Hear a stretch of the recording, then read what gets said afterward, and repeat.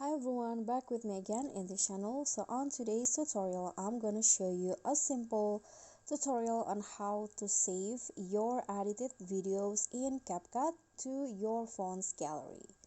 So in here, I've already opened a project on my Capcut, and let's say I want to export this video or save this video to my phone.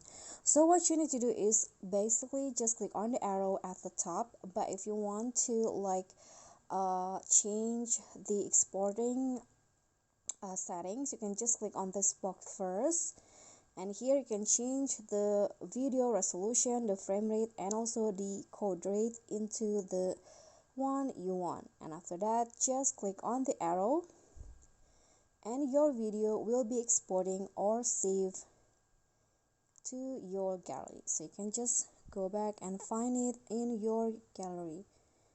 Okay, so here is the video that I just saved before.